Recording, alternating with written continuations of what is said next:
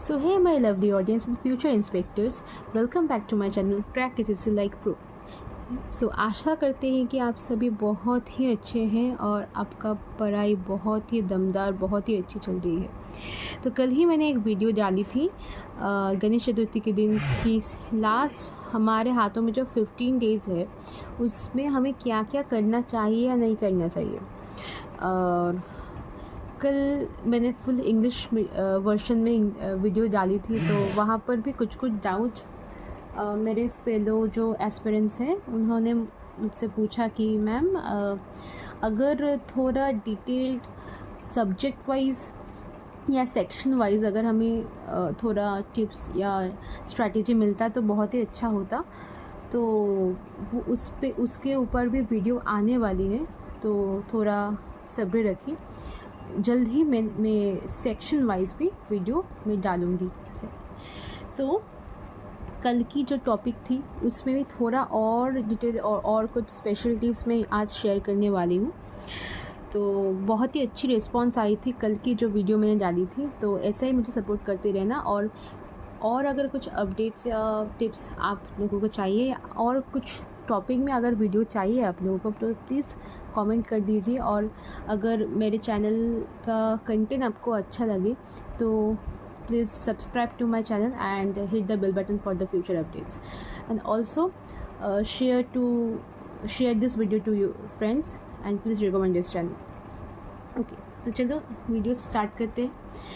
अच्छा, तो अभी तक एसएससी ने ऑफिशियली कुछ डेट अनाउंस नहीं किया है। जो सर्कुलेशन या र्यूमर्स अभी चल रही है इधर उधर टेलीग्राम या कुछ और भी सोशल मीडिया में, वो ज़्यादातर मैं कह सकती हूँ कि वो ऑफिशियल नहीं है, वो फेक हो सकती है। तो उसके ऊपर पैनिक करके कोई लाभ नहीं है। आप अपनी पढ़ाई में अभी फोकस कीजिए, क्योंकि ये तो सच ही बात है। हाँ, एसएससी ने अभी तक कोई डेट अनाउंस नहीं किया, पर बहुत ही जल्द वो कर देंगे और तभी हाथों में बहुत ज़्यादा टाइम आपका नहीं बचेगा, क्योंकि पैटर्न अभी चेंज हुआ है। उसके लिए थोड़ा प्रिपरेशन ज़रूरत है आपको।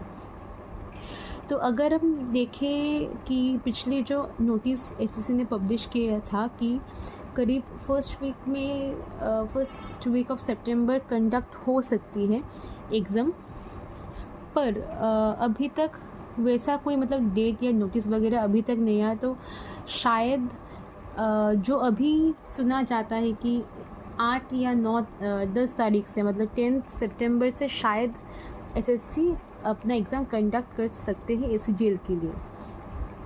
तो कल भी बहुत एस्पिरेंट्स मुझसे बात हुई उन लोगों के, तो वो कह रहे थे मैम बहुत ही अभी टेंस हो जा रहे हैं हम, क्योंकि थ्रू आउट द ईयर हमने एक पैटर्न या एक जो चल रहा है टीसीएस वाला जो केसेस या पीवाईक्यूज़ वो हमने सॉल्व किया था, और वैसे ही हमने प्रिपरेशन लिया था।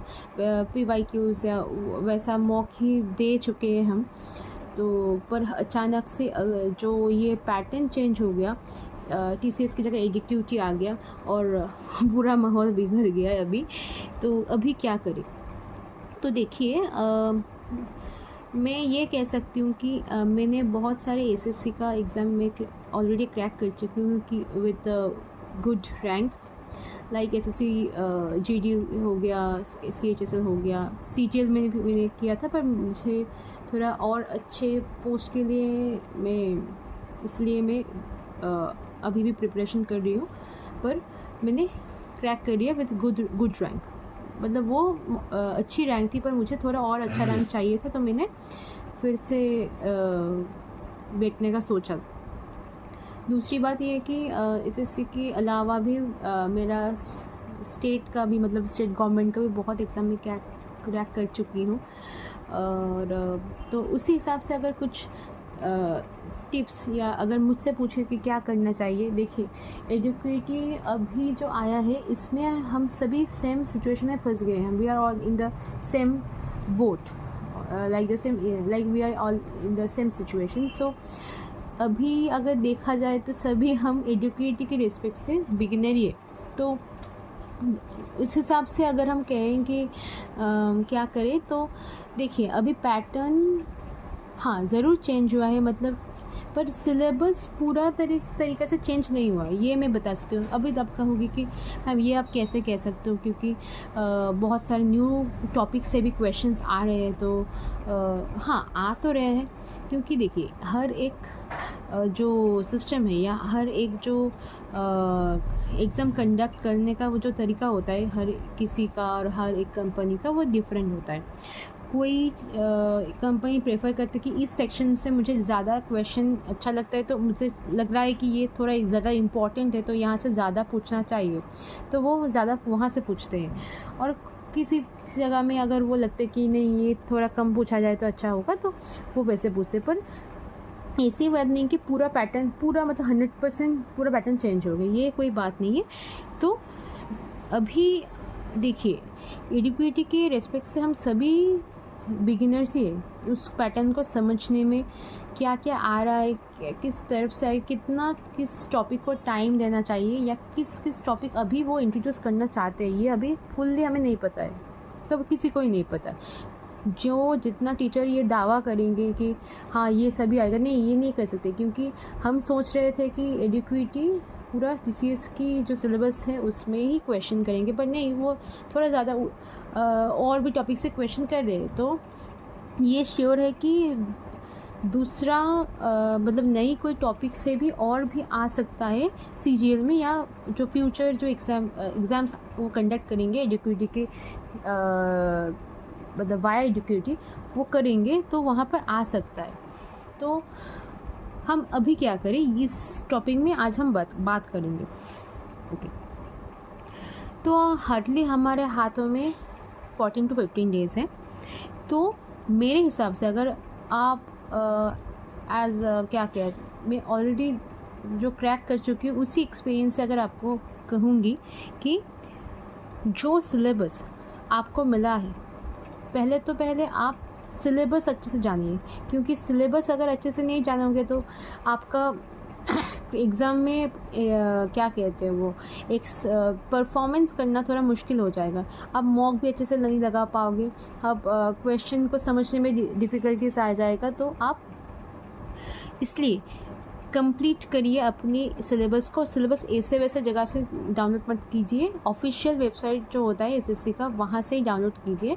आपको बहुत प्रोमिनेंट कंपनीज या वेबसाइट में भी मिल जाएगा, पर मैं रिकमेंड करूँगी आप ऑब्वियसली SSC के वेबसाइट से ही डाउनलोड कर दीजिए, और करके अगर आपको लगे कि प्रिंट आउट करने की ज़रूरत है तो आप कर लीजिए, पर या PDF भी रख सकते हैं। पर अच्छे से उसका एनालिसिस कीजिए कि क्या क्या चैप्टर है, यहाँ पर किस किस का क्या वेटेज आ रहा था पिछले जो PYQs है, और वेटेज को अगर हम छोड़ के चले क्या क्या टॉपिक है। तो इस टॉपिक में मेरा इतना तक हुआ, क्योंकि हो सकता है कि आपकी सभी जो बिगिनर्स है, मतलब जिसका सपोज़ वो 2 या 3 मंथ में वो अपना प्रिपरेशन जस्ट स्टार्ट किए हैं, तो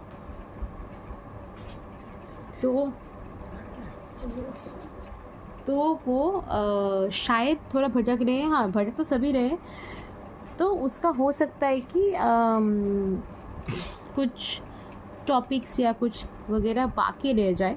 तो पहले आपको क्या करना चाहिए, आपको एक जो सिलेबस है उसको आप अच्छे तरीके से देखें, और देखें कहाँ पर आप मतलब आप कितना तक आपका हो चुका है और कितना बाकी है। सेक्शन वाइज आपको देखने का ज़रूरत होगा। यहाँ पर आप मैथ्स को पहले देखिए, क्योंकि उसमें भी बहुत वास्ट टॉपिक होता है, अभी और टॉपिक इंक्लूड हो रहा है, तो उसको इंक्लूड को छोड़ के आप अभी पहले देखिए कि जो है ऑलरेडी सिलेबस में उसमें कितना तक मेरा कंप्लीट हो चुका है। ठीक है, और होने के बाद भी मैं बताऊँगी और भी थोड़ा स्ट्रेटेजी बाकी है इसमें भी। और वैसे ही इंग्लिश, वैसे ही रीजनिंग, GK तो मैं बता ही नहीं सकती, क्योंकि ये इतना ज़्यादा वास्ट टॉपिक है, तो इसमें कहना मुश्किल है कि कितना कहाँ से कितना आ सकता है, क्योंकि अभी एडिक्विटी और इंट्रोड्यूस कर रहा है। तो पर आप जो क्या कहते हैं उसको करंट टॉपिक कहाँ से आएगा वो तो नहीं पता अभी किसी को भी, पर आप जो ये ज़रूर एडिक्विटी हम देख रहे हैं कि एडिक्विटी जो हिस्ट्री हो गया, आपका ज्योग्राफी हो गया, पॉलिटी हो गया, इकोनॉमिक्स, या और भी जो टॉपिक जो मतलब स्टेबल टॉपिक है वहाँ से ज़्यादा क्वेश्चन वो पूछ रहे हैं। तो आप उस जगह से अच्छे से देखिए कि कितना तक आपका सिलेबस कंप्लीट है। आपका ज़रूरी है कि सिलेबस अच्छे से कंप्लीट हो। जो रिमेनिंग पार्ट है उसमें भी आप ध्यान दीजिए, उसको कंप्लीट करने की कोशिश करिए। हाँ, तो अभी ये नहीं कि बहुत सारे न्यू वीडियो देख के आप क्योंकि टाइम वेस्ट होगा तो आपका अभी प्रॉब्लम हो जाएगा, क्योंकि time is a crucial part of our life in this time segment. Okay, तो आप रिमेनिंग पार्ट को आप प्रेफर कर सकते हैं। कुछ अगर वन शॉट वीडियो बहुत सारे यूट्यूब में अब मिल रहा है, बहुत अच्छे चैनल में बहुत अच्छे सर मैडम वो उसको कवर कर रहे हैं, तो आप वहाँ पे देख सकते हैं। वहाँ से आप अगर जल्दी से जल्दी अगर टॉपिक कवर हो जाए तो वो कर सकते हैं और उसको आप करके कंप्लीट करने की कोशिश कीजिए। अच्छा, ये हो गया आपका। तो अभी नेक्स्ट जो है, नेक्स्ट क्या है? नेक्स्ट है जो टॉपिक आपने कवर किया उसको अच्छे से रिवाइज़ कीजिए, क्योंकि हमारे ये स्ट्रैटेजी होता है हर एक का कि जितना सारा दिन में हम सोचते हैं या पढ़ते हैं उसका ज़्यादा होता है मतलब इंटेंशन क्या होता है, वो भूलने का इंटेंशन हो जाता है। क्योंकि सिर्फ पर तो हम नहीं रहे, हम और भी कुछ काम वगैरह भी करते हैं। हाँ, जिसका ऑफिस होता है और क्या कोई काम वगैरह में अगर कुछ अपना टाइम वो इन्वॉल्व कर रहे हैं तो वहाँ पर उसका भी प्रेशर होता है। तो वैसे क्या होता है, पढ़ाई का भूलने का चांस ज़्यादा होता है। तो उसको रिटेन करने के लिए, रिटेंशन पावर बढ़ाने के लिए आपको रिवाइज बहुत अच्छे से करना है। ये क्या है, मतलब ये प्रोवर्ब भी है कि अगर 10 बुक को एक बार पढ़े तो वो जितना याद रहता है, एक बुक को 10 बार पढ़े तो वो ज़्यादा बेनिफिशियल रहता है। तो आप अगर ज़्यादा रिवाइज करेंगे तो वो अच्छा रहेगा आपके लिए। आप ये कह सकते कि हर जो दिन होता है वह उसका जो क्या कहते हैं, हाँ, उसका एक लिस्ट या टू डू लिस्ट आप कर सकते हैं। उसको मतलब अगर सुबह कोई उठता है तो उसका नाश्ता या कुछ काम वगैरह करने के बाद वो एक पेज आप बता सकते हैं, छोटा सा पेज। तो वहाँ से अब क्या क्या टॉपिक आज आपको कवर करना है उसका टू डू लिस्ट बना लिया है आपने। और सोने से पहले या कोई भी, मतलब ये कोई स्पेसिफिक मतलब ये ही करना है वही करना है, यही कोई बात नहीं।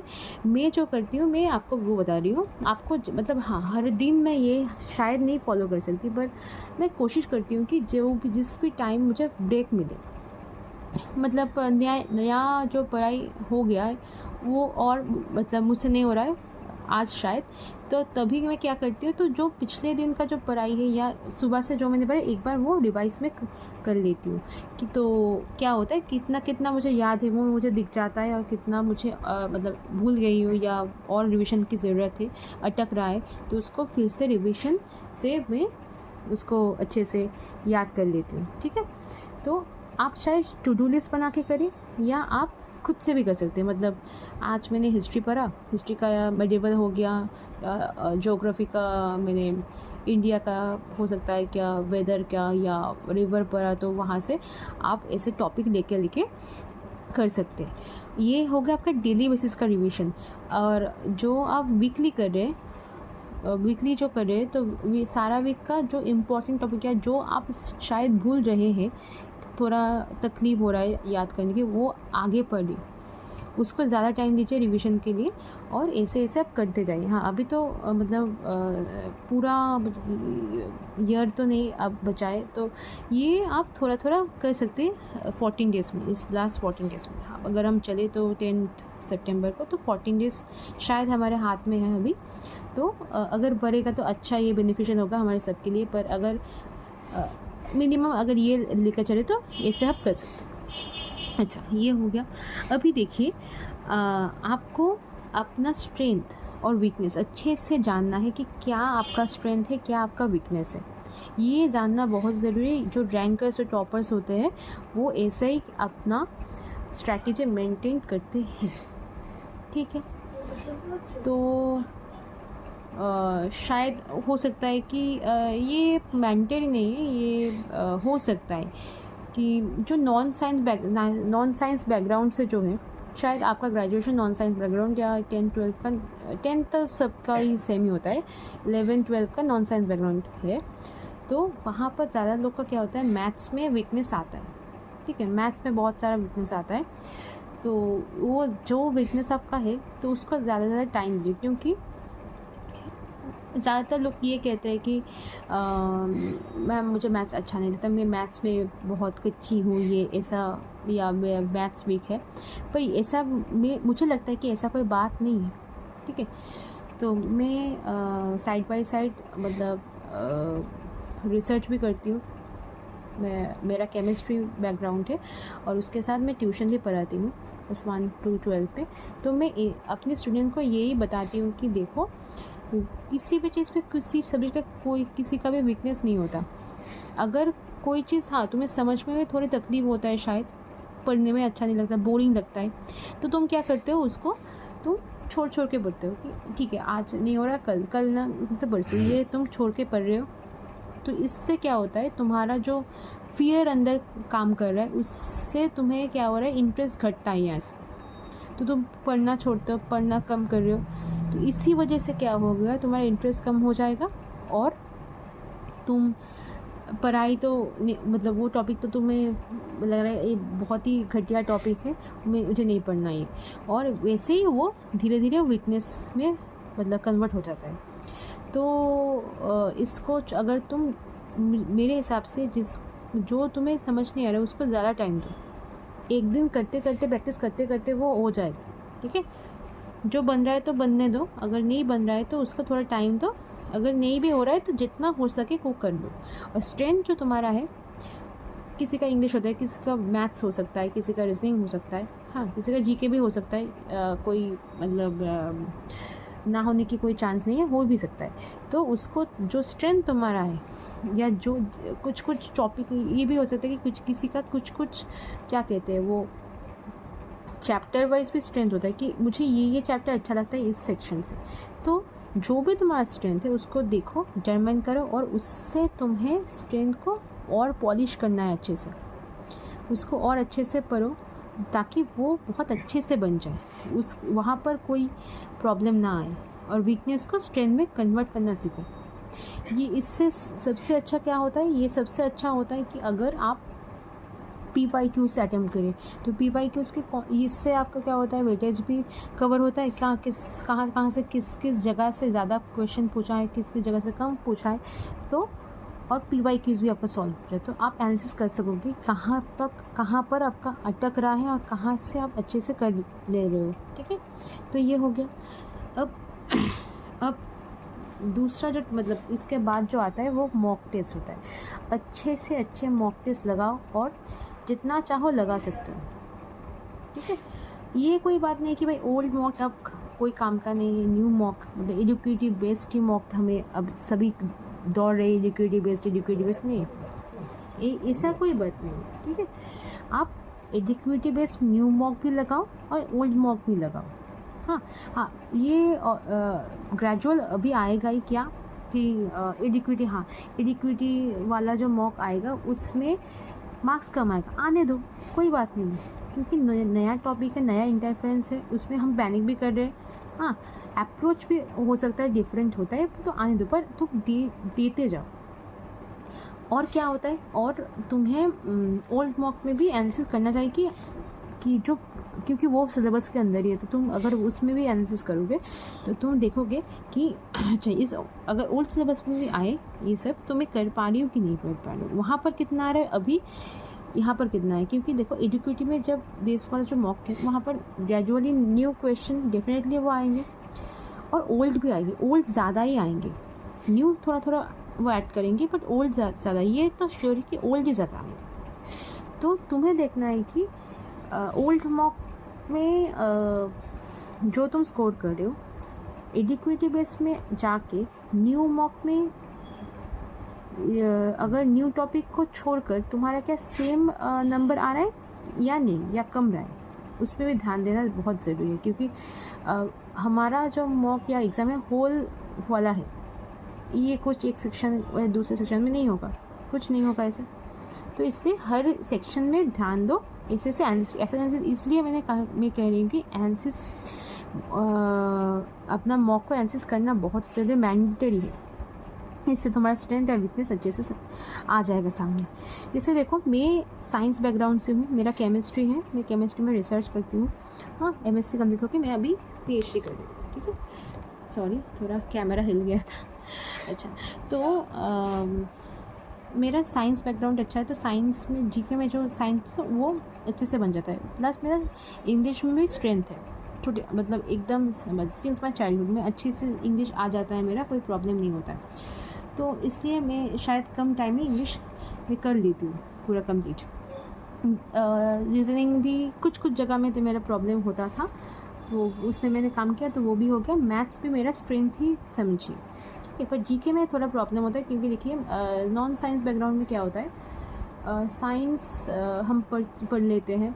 अच्छा, जो देखिए आप ज्योग्राफी, हिस्ट्री, ये भी हमारा होता है अप टू 10 तक। ठीक है, पर पॉलिटी और इकोनॉमिक्स ये नया होता है for the non science background students, तो उसमें काम करना पड़ता है। मुझे एकदम ही अच्छा नहीं लगता था पॉलिटी और economics at the first time when I have started my preparation. मुझे एकदम मतलब समझ नहीं आता था या अच्छा नहीं लगता पढ़ने में, पर धीरे धीरे उसमें टाइम देने देती मैं उसको इंक्रीज़ करती थी।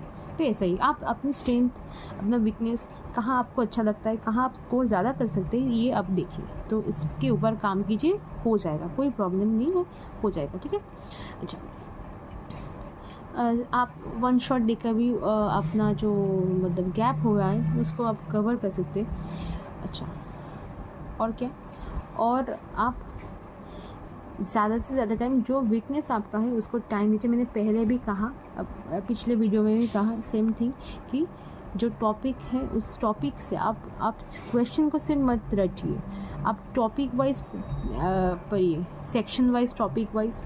हाँ, किसी को हो सकता है कि मैथ्स में TSD में प्रॉब्लम हो सकता है, किसी को हो सकता है ज्योमेट्री में प्रॉब्लम है, हाँ, किसी को हो सकता है एरिथमेटिक में ज़्यादा प्रॉब्लम रहता है हर स्टूडेंट में, कि प्रॉफिट एंड लॉस या डिस्काउंट, ये अच्छे से टाइम दीजिए कुछ भी। ठीक है, और इंग्लिश में वोकैब अच्छे से याद करने की कोशिश कीजिए, सिनोनिम्स अच्छे से हर रोज़ रिवाइज़ कीजिए। रीजनिंग प्रैक्टिस कीजिए, प्रैक्टिस के ऊपर ही है रीजनिंग, और कुछ करने की ज़रूरत नहीं है। आप अगर कुछ जगह में आपका प्रॉब्लम है कि ये नंबर सीरीज सपोज आपसे नहीं बन रहा है, तो आप किसी टॉपिक के नंबर सीरीज का उस जगह को देख के आप अच्छे से मतलब वो ठीक कर दीजिए। ठीक है, अच्छा, नेक्स्ट आता है, देखिए अभी जो हो रहा है ये एडिक्विटी बेस में प्रॉब्लम आ रहा है। इसके वजह से क्या होता है, अभी रिफॉर्म का बहुत सारा वीडियो आपके सामने आएगा यूट्यूब में, बहुत सारे टीचर्स कंट्रोवर्सीज, मतलब ये रिफॉर्म, मुझे लग रहा है कि अकॉर्डिंग टू मी रिफॉर्म कम हो रहा है और टीचर का कंट्रोवर्सी ज़्यादा हो रहा है। तो अभी टाइम वेस्ट करने की टाइम आपके पास नहीं है, तो कंट्रोवर्शियल सभी वीडियो या जो काम का नहीं है, ये सब गॉसिप हो रहा है, इसको अब छोड़िए। अभी ये देखते हैं कोई, क्योंकि देखिए हाँ, रिफॉर्म हमारे लिए शायद हो रहा है, पर ये हम यहाँ से देखिए क्या ही कर सकते हैं, हमें तो एग्ज़ाम देना ही है सभी को, तो उसके लिए प्रिपरेशन कीजिए और टाइम ज़्यादा दीजिए, अपनी पढ़ाई पर ध्यान दीजिए। ठीक है, कंट्रोवर्शियल वीडियो अगर आप देखेंगे, क्योंकि ये माइंडसेट होता ही है कि जिस चीज़ को हम देखते हैं वो 3-4 घंटे मिनिमम हमारे दिमाग में चलता है कि क्या हो रहा है, क्या ये हो रहा है, तो उससे पैनिक ज़्यादा होगा, डिस्ट्रैक्शन होगा, और अब गया, ठीक है, टाटा गुड बाय हो जाएगा। तो फोकस रहिए अपनी, क्योंकि ये टाइम बहुत क्रूशियल होता है, फोकस्ड रहिए और डिस्ट्रैक्ट मत होइए। हाँ, ये हो सकता है कोई कंट्रोवर्शियल वीडियो में से भी हो सकता है, कोई टीचर की कि ये हो रहा है, देखो ये अपडेट आ रहा है, ये टॉपिक आ रहा है, ओ माय गॉड क्या हो गया, ये जो वो कर रहे हैं ना, कुछ वीडियो जो डाल रहे टीचर भी हो सकता है, इन्फ्लुएंसर्स भी हो सकता है, वो कुछ तो हाँ भलाई के लिए हमारे, या कुछ उनके व्यू के लिए हो रहा है, सॉरी टू से, पर थोड़ी उन लोगों का व्यू के लिए हो रहा है। और कुछ क्या होता है, मतलब हमारे अंदर भी पैनिक हो रहा है। हाँ, ये व्यू कैसा हो रहा है, हमारे अंदर भी पैनिक हो रहा है, सभी के अंदर की। अच्छा, अगर कुछ नई अपडेट आए, क्या आए, कुछ टॉपिक अगर कुछ इन्फॉर्मेशन अगर आ जाए तो शायद हेल्प हो सकेगा। तो इस वजह से हम देख रहे हैं, पर वो क्या होता है हमारे डिस्ट्रक्शन के कॉज हो जा रहा है। तो इसलिए उस चीज़ को छोड़िए, हाँ, और अपनी पढ़ाई में ध्यान दीजिए। जो टॉपिक हो गया उसको आप अपने वेपन की तरह यूज़ करके मॉक लगाइए, ठीक है। और नया टॉपिक ये है वो है, ये कर लेती हूँ वो कर लेती हूँ, अभी इसका टाइम ज़्यादा मत दीजिए। हाँ, जो टीचर आपका कर रहा है मतलब करवा रहा है, जिस टीचर से पढ़ रहे हो, हाँ, या यूट्यूब में बहुत सारे टीचर अवेलेबल है, तो उस टॉपिक को आप देख सकते हो, पर उसमें भी ज़्यादा टाइम वेस्ट करने की कोई ज़रूरत नहीं है।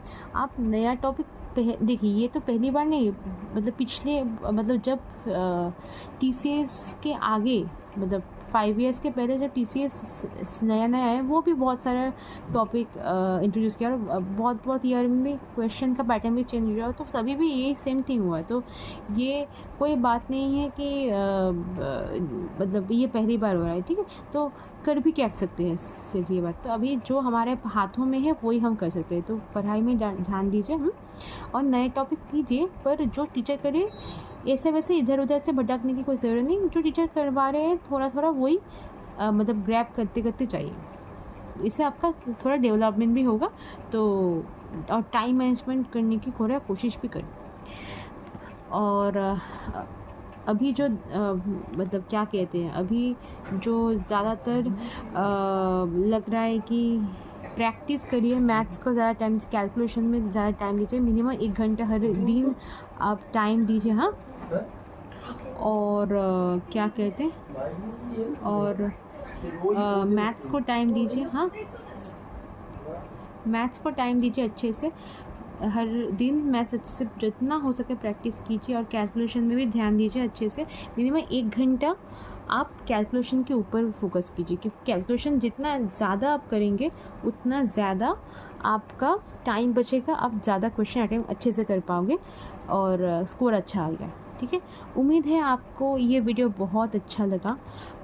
शायद ये आपका जो प्रॉब्लम अभी आ रहा है उसका थोड़ा बहुत मैं इस वीडियो से आपका हेल्प कर सकी।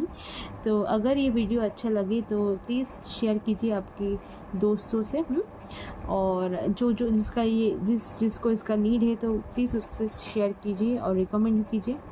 और जो बिगिनर्स है उसका उन लोगों से बहुत ही रिक्वेस्ट आ रहा है कि मैम आप थोड़ा 26 वाला जो है उसका एस्पिरेंट हो, तो उसके लिए वीडियो डालिए। तो बहुत जल्दी आएगा strategy video for 2026। those who are waiting for the 2026 strategy, stay tuned for that, हाँ, जल्द ही लाऊंगी। और तभी तक अच्छे से प्रिपरेशन कीजिए, ताकि इस बारी मैं आशा करती हूँ कि इस बार सभी एस्पिरेंट का जो मतलब बहुत सीरियस प्रिपरेशन कर रहे हैं उसका सिलेक्शन हो जाए। तो उम्मीद है आप मेरा सभी जो टॉपिक मैंने कवर किया ये सभी आपको बहुत बहुत हेल्प करेंगे। तो प्लीज़ अपना कमेंट अच्छे से डालिए आफ्टर वॉचिंग दिस वीडियो। अगर आपका कोई डाउट रह गया है कि ये टॉपिक से अगर कोई वीडियो बनेगा, उस टॉपिक से वीडियो बने तो अच्छा रहेगा, तो please spread your comment on in my comment box, okay. अच्छे से कमेंट कर दीजिए, और मैं ज़रूर कोशिश करूँगी कि उसका वीडियो मैं नेक्स्ट सेशन में ला सकूँ, नेक्स्ट वीडियो में ला सकूँ, okay. Thank you for watching, stay tune for strategy 26। तब तक के लिए bye bye, now I am signing.